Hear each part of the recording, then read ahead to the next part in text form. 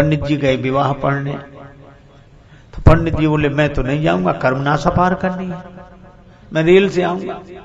अब रेल से आने में घूम कर आवे तो 2-2.5 घंटे अधिक लगे, और ये नदी पार करती दूसरे गांव में जाना था। समाधान न मिले तो एक पहलवान था युवक, उसने कहा पंडित जी हम आपका धर्म नष्ट नहीं होने दें, आप हमारे कंधे पे बैठे। ठीक है, पहलवान ने पंडित जी को कंधे पर बिठाया और चला। पर भगवान भी कभी कभी ऐसा व्यंग करते हैं, बीच नदी में पहुंचा और उसका ऐसा बैलेंस बिगड़ा, पांव फिसला के पंडित जी को लिए दिए गिरा नदी।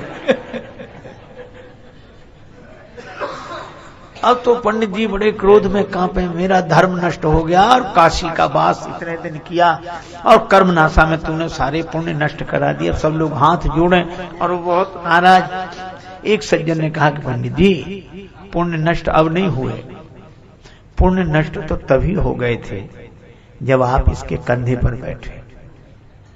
कैसे?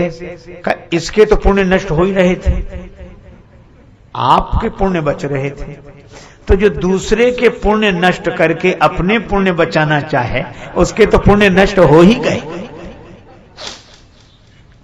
पंडित जी थोड़ा शांत हुए, लेकिन एक आदमी ने बड़ी अच्छी बात कही कि कर्मनाशा अपवित्र है।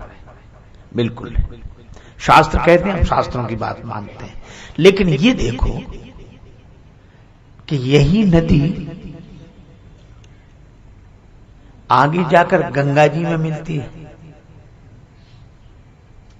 मैंने देखा कर्मनाशा गंगा जी में जाकर मिल जाती है, और कर्मनाशा में कोई पांव नहीं रखता धर्म की दृष्टि से, शास्त्र की दृष्टि से, लेकिन कर्मनाशा गंगा जी में मिल जाती है तो गंगा स्नान कौन बंद कर देगा?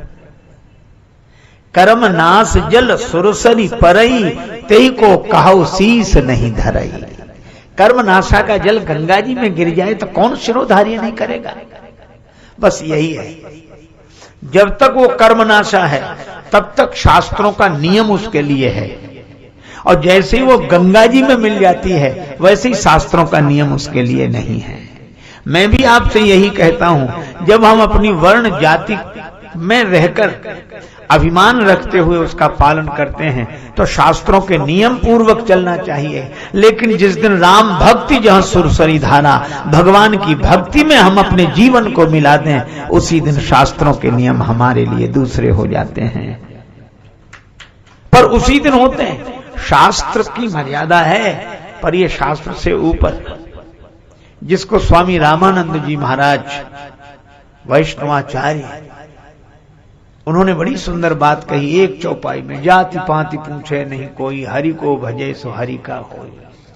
और उनका गोत्र अच्युत गोत्र, और कैसे कैसे संत बनाए गए। आप देखो रविदास जी को उन्होंने शिष्य बनाया, माता मीरा जिन्हें गुरु मानते हैं। क्यों? क्या शास्त्र मर्यादा का ध्यान उन्हें नहीं था? लेकिन शास्त्र मर्यादा से अधिक भी भगवान की भक्ति का भरोसा करते थे। पर आज तो विडंबना ये, मिलेंगे लोग पूछेंगे तेरा व्यवहार कितना है, मिलेंगे लोग पूछेंगे तेरा व्यवहार कितना है, मिलेंगे लोग पूछेंगे तेरा व्यापार कितना है, मगर ये कोई नहीं पूछता कि तेरा प्रभु से प्यार